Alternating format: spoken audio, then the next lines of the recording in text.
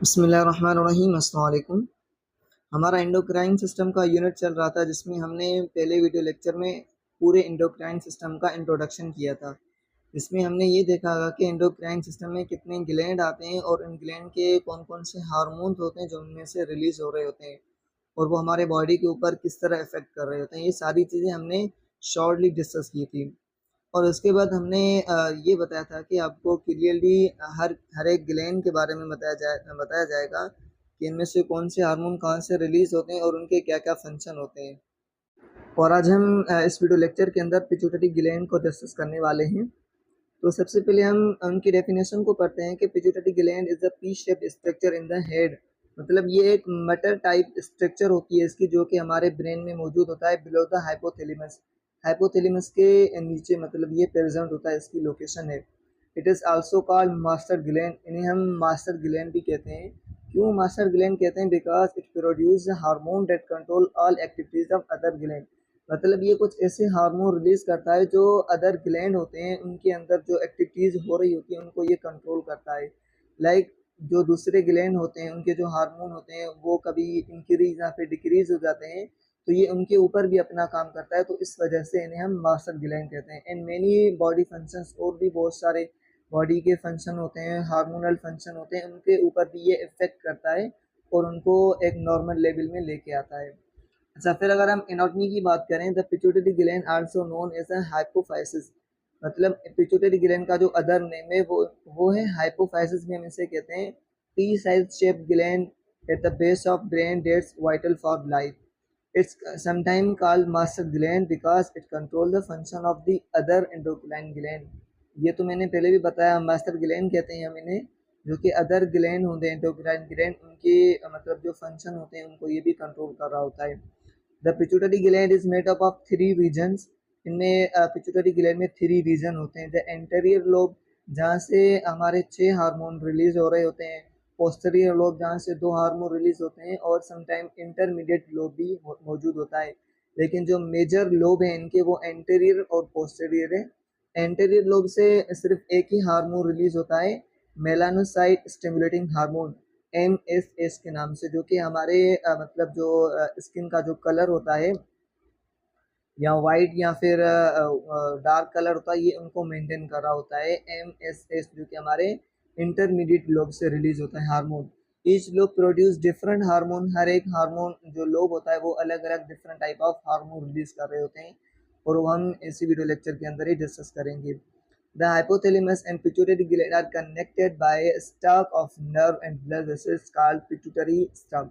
मतलब हाइपोथैलेमस और हमारा जो पिट्यूटरी ग्लैंड है ये आपस में कनेक्टेड होते हैं, जिन्हें हम पिट्यूटरी स्टाक भी कहते हैं या फिर इन्फेंटिबुलम भी कहते हैं। यहाँ पे आपको अगर नज़र आ रहा होगा तो ये चीज़ वहाँ पे प्रेजेंट होती है। ये इसकी मदद से ये यहाँ पे कनेक्टेड होते हैं आपस में, जिन्हें हम इन्फेंटिबुलम कहते हैं। सही है। which allow the hypothalamus to communicate with the pituitary gland, जिसकी वजह से आपका जो हाइपोथैलेमस है वो आपके पिट्यूटरी ग्लैंड से कनेक्टेड होता है और वो आपस में कम्युनिकेट कर सकते हैं easily. Hypothalamus send signal to the pituitary gland. Hypothalamus क्या करता है? पिट्यूटरी ग्लैंड को सिग्नल सेंड करता है। अब हाइपोथैलेमस को कहाँ से सिग्नल मिलते हैं? उनको ब्रेन से सिग्नल मिलते हैं। ब्रेन उसको ऑर्डर देता है कि ये हार्मोन रिलीज करवाना है, फिर हाइपोथैलेमस पिट्यूटरी ग्लैंड के थ्रू वो हार्मोन रिलीज करवाता है। सही है। In the form of hormone, मतलब पिट्यूटरी ग्लैंड को सिग्नल देता है हार्मोन के फॉर्म में। सही है।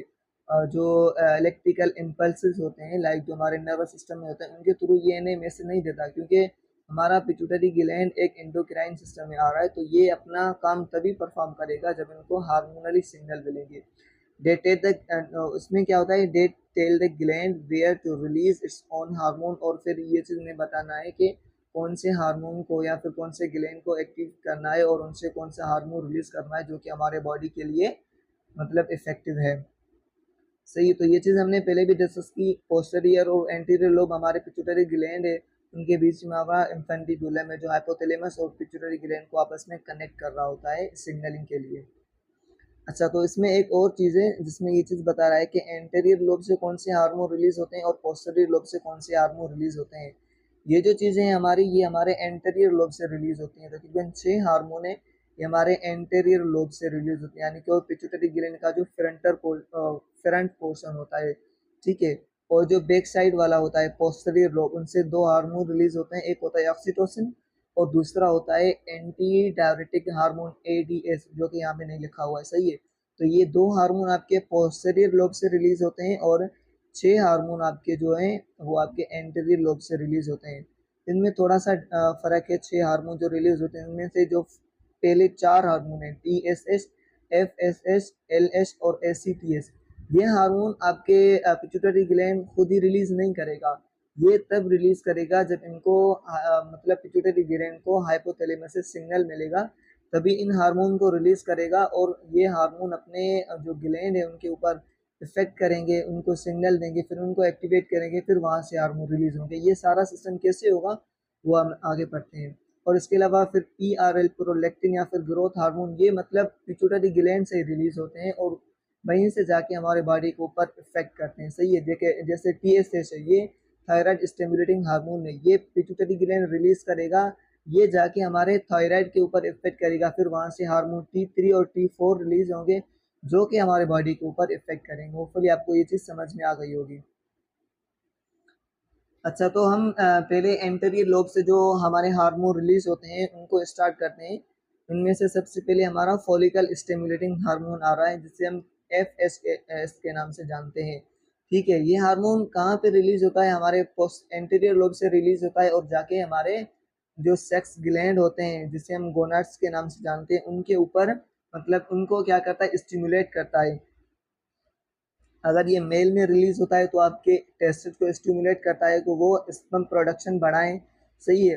फिर अगर ये फीमेल के ऊपर रिलीज हो रहा है तो फीमेल में क्या होता है कि reach at ovaries and help growth, एक तो ओवरीज की जो ग्रोथ होती है उनको बढ़ाता है, ठीक है। लाइक जो जब एक फीमेल जो है ना एडल्ट तक पहुंचती है तो इनकी ग्रोथ को बढ़ाता है, ओवरीज की ग्रोथ को बढ़ाता है, सही है। और उसके अलावा कंट्रोल मिनिस्टर साइकिल, फिर जब एक लेडी या फिर एक वुमेन जब एडल्टहुड तक पहुंचती है, लाइक 16 या फिर 18 ईयर तक पहुंचती है, तो उनके अंदर ये जो मिनर्सल साइकिल होती है ये उनको भी कंट्रोल कर रहा होता है। मतलब 28 डेज का जो पीरियड होता है उनको भी ये कंट्रोल कर रहा होता है। ऐसा नहीं है कि 28 डेज से ये कम हो जाए या फिर 28 डेज से ये बढ़ जाए। तो ये हार्मोन इनको भी कंट्रोल करता है और उसके अलावा फॉलिकल को प्रोड्यूस करवाता है। फॉलिकल क्या है? ये आपके जो ओवरीज होती हैं उनके अंदर ये फॉलिकल्स प्रोड्यूस होते हैं, ठीक है। जहाँ पे हमारे फीमेल के अंदर जो एग होता है वो मैच्योर होता है और हर मंथ एक एग जो है ना वो ओवरी से रिलीज होता है, जो कि प्रेगनेंसी के लिए ज़्यादा हेल्पफुल होता है, सही है। तो उसके बाद ल्यूटिनाइजिंग हार्मोन एल एच है, पहला वाला हमारा कंप्लीट हो गया। ये भी हमारे जो गोनेट सेल होते हैं ना उनके ऊपर काम कर रहा होता है, जो सेक्स ग्लैंड होते हैं या फिर आप उन्हें सेक्स ऑर्गन कह दें, लाइक हमारे टेस्टिस और फीमेल के अंदर जो ओवरीज होते हैं, सही है। ये क्या करवाता है? Increase production of oestrogen. आप जो फीमेल होती हैं उनके अंदर एस्ट्रोजन एक हार्मोन होता है, सही है, जो कि ज़्यादातर प्रेगनेंसी में हेल्पफुल होता है। उनको मतलब उसकी प्रोडक्शन को इंक्रीज करवाता है। Help in embryo development and egg release from ovary. और इसके अलावा जो एम्ब्रियो की डेवलपमेंट होती है उनको भी मतलब हेल्प करता है उनके लिए। और इसके अलावा एग को रिलीज करवाने में हेल्पफुल होता है। जब आपके फॉलिकल के अंदर एक मेच्योर हो जाता है, सही है, तो वो एग तब रिलीज होगा जब उनको एक सिग्नल मिलेगा, ठीक है। कौन सा सिग्नल? एस्ट्रोजन हार्मोन की मदद से उनको सिग्नल मिलेगा, फिर वो वहाँ से रिलीज होगा। मिनिमम ये मिनिस्टर साइकिल के बाद 5 या 7 डेज के बाद ही वहाँ से रिलीज होता है, ठीक है। Help in production of testosterone. और इसके अलावा अगर हम मेल की बात करें तो ये आपके टेस्टोस्टेरोन जो होता है उनके लिए, उनकी प्रोडक्शन के लिए हेल्पफुल होता है। रेगुलेट सेक्स ड्राइव, मतलब जो आपकी सेक्स ड्राइव है उनको भी मेंटेन रखता है। और इसके अलावा अदर जो एडल्ट करेक्टर होते हैं, लाइक आपकी वॉइस चेंज हो गई, और इसके अलावा प्यूबिक हेयर जो होते हैं, ठीक है, उनमें भी ग्रोथ आ जाती है। और इसके अलावा जो आपका सेक्स ऑर्गन होता है उनमें ग्रोथ आ जाती है, सही है। तो ये टेस्टोस्टेरोन इन चीज़ों के ऊपर काम कर रहा होता है। अच्छा, और इसके अलावा एक और चीज़ है एफएसएच, फॉलिकल स्टिमुलेटिंग हार्मोन, और ल्यूटिनाइजिंग हार्मोन। इन ये दोनों हार्मोन हमारे गोनेट से जो सेक्स ग्लैंड है उनके ऊपर काम कर रहे होते हैं। तो इन दोनों को हम गोनेडोट्रोपिक हार्मोन भी कह सकते हैं, सही है। मतलब ये हमारे सेक्स ग्लैंड है, मतलब हमारे सेक्स ग्लैंड है उनके ऊपर अपना काम परफॉर्म कर रहे होते हैं, सही है। फिर अगर हम तीसरे हार्मोन की बात करें जिसमें हमारा एड्रीनो कॉर्टिकोट्रोपिक हार्मोन है ACTH के नाम से, ठीक है। एड्रीनो लाइक एड्रिनल ग्लैंड से लिया गया है, कॉर्टिकोट्रोपिन यानी कॉर्टिसोल, सही है। मतलब ये हार्मोन हमारे एड्रिनल जो ग्लैंड होते हैं, सही है, किडनी के ऊपर, उनके ऊपर मतलब इफेक्ट करता है, उनको स्टिमुलेट करता है। ACTH release from posterior lobe of pituitary gland, ये हार्मोन हमारे सॉरी यहाँ पे बाय मिस्टेक पोस्टेड लिखा गया, लेकिन ये एंटीरियर लोब से रिलीज होता है एंड स्टिमुलेट कॉर्टेक्स रीजन, जो हमारे एड्रिनल ग्लैंड का कॉर्टेक्स रीजन होता है। एक होता है एड्रिनल मेडुला जो कि इनर रीजन होता है, एक होता है कॉर्टेक्स रीजन जो कि आउटर लेयर रीजन होता है, जहाँ से हमारा मतलब ये उनको स्टिमुलेट करता है, फिर वहाँ से कॉर्टिसोल हार्मोन रिलीज करता है। कॉर्टिसोल का क्या फंक्शन है, ये हमारे जो स्ट्रेस होता है, ठीक है, regulate your body stress response, हमारे बॉडी के अंदर जो स्ट्रेस रिस्पॉन्स होता है उनको ये मेंटेन रखता है, सही है। फिर हमारा फोर्थ हार्मोन जो है थायराइड स्टिमुलेटिंग हार्मोन है, TSH। सिंपल है, ये भी इजी है बिल्कुल। स्टिमुलेट थायराइड ग्लैंड एक्टिविटी, मतलब ये आपके एंटीरियर लोब से रिलीज होके आपके थायराइड ग्लैंड तक ही पहुंचेगा, फिर उनको स्टिमुलेट करेगा कि वो T3 और T4 हार्मोन रिलीज करेंगे। उनका क्या फंक्शन होता है, एक तो वो हमारे बॉडी के अंदर आयोडीन की लेवल को मतलब मेंटेन रखते हैं। अगर हमारे बॉडी के अंदर आयोडीन की लेवल कम हो गई है तो उन्हें बढ़ाएंगे, अगर बढ़ गई है तो उन्हें कम करेंगे, मतलब एक नॉर्मल लेवल में लेके आएंगे, ठीक है। और इसके अलावा ये हमारे हेल्प इन मेटाबॉलिज्म में भी काम कर रहा होता है, जो हमारा TS हार्मोन है, सही है। फिर उसके बाद हमारा आ जाता है growth hormone GH। Through out life it release, मतलब पूरे लाइफ टाइम में ये रिलीज हो रहा होता है, क्योंकि हमें ग्रोथ की ज़्यादा ज़रूरत होती है। लाइक जब बच्चे छोटे होते हैं तो उन्हें भी ग्रोथ की ज़रूरत होती है। हेल्प मेटाबॉलिज्म, ये आपके मेटाबॉलिज्म में भी काम कर रहा होता है, क्योंकि जब भी आपकी मेटाबॉलिज्म होगी तभी आपकी ग्रोथ होगी ना, तभी आपको बॉडी के न्यूट्रिशन मिलेगी, तभी आपकी बॉडी को हर चीज़ मिलेगी जिसकी वजह से आप ग्रोथ कर पाएंगे। Before puberty or adult it release in large amount, मतलब जब आप एडल्ट नहीं होंगे यानी बच्चे हैं, ठीक है, तो उनमें ये हार्मोन ज़्यादा रिलीज होता है, क्योंकि बच्चों को मतलब ज़्यादा ग्रोथ की ज़रूरत होती है, तो उन्हें ये हार्मोन ज़्यादा रिलीज होता है। जब आप एडल्टहुड तक पहुँचते हैं या फिर एडल्ट से बढ़ जाते हैं लाइक 20 या फिर 25 ईयर तक पहुँच जाए तो ये हार्मोन रिलीज होता है, लेकिन बिल्कुल कम क्वांटिटी में रिलीज होता है and then in small amount, और उसके बाद ये आपका हार्मोन बिल्कुल डिक्रीज हो जाता है और कम क्वांटिटी में रिलीज होता है, सही है। फिर अगर हम प्रोलैक्टिन की बात करें, ठीक है, जो कि एंटीरियर लोब से हार्मोन रिलीज होता है, ये आपके जो है ना फीमेल के अंदर help in milk production, female के अंदर जो मिल्क प्रोडक्शन होती है उनमें ये मतलब हेल्पफुल करता है उन्हें मतलब प्रोडक्शन कराने के लिए। और इसके अलावा डेवलपमेंट और memory gland with in breast tissue, और इसके अलावा जो फीमेल के अंदर जो ब्रेस्ट के अंदर जो मेमोरी ग्लैंड होते हैं, जो कि memory gland basically milk production करवाते हैं, ठीक है।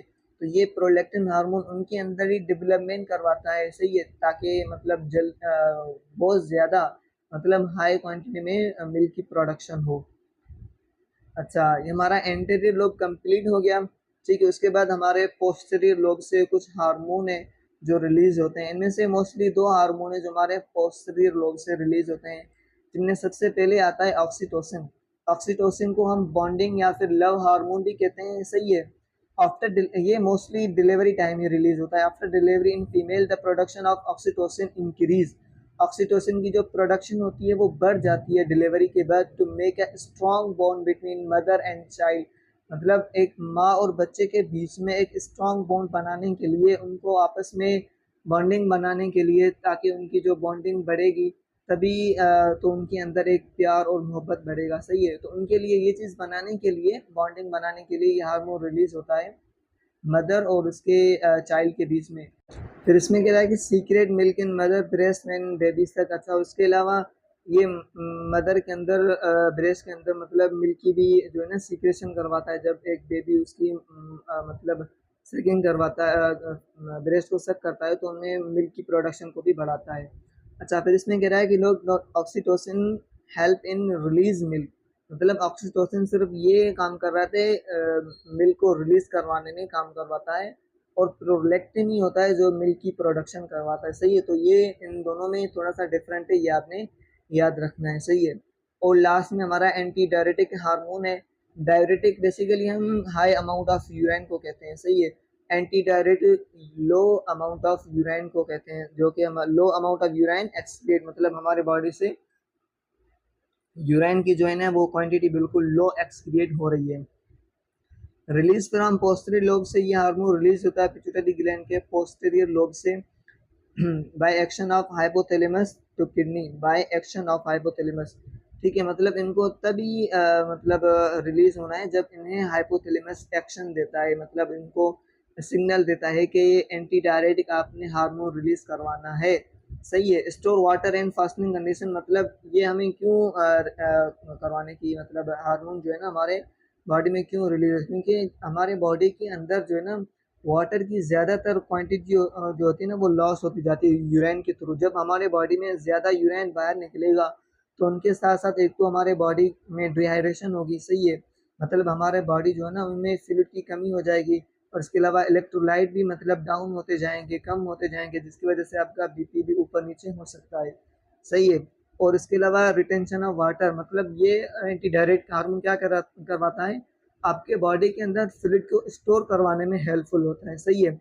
फिर समटाइम ये चीज़ होती है कि मतलब आपके बॉडी के अंदर ज़्यादा क्वांटिटी बढ़ जाती है आपके मतलब उसकी वाटर की, तो ये एक डिसऑर्डर में आ जाता है। फिर हम एंटी डायरेटिक जो ड्रग्स होते हैं वो लेते हैं, जिसकी वजह से हमारे जो किडनी का जो फंक्शन होता है वो बढ़ जाता है और ज़्यादा क्वांटिटी में हम यूरिन को पास आउट करते हैं, ये एक अलग चीज़ है, सही है।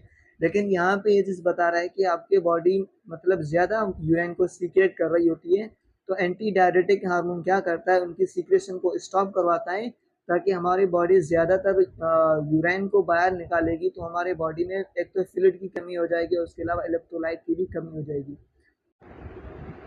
तो आज का ये वीडियो लेक्चर यहाँ पे एंड होता है। होपफुली आपको सारी चीज़ें कवर हो गई होंगी। फिर भी अगर कोई क्वेरी हो, कोई चीज़ समझ में नहीं आ रही है तो आप इजीली कमेंट सेक्शन में पूछ सकते हैं।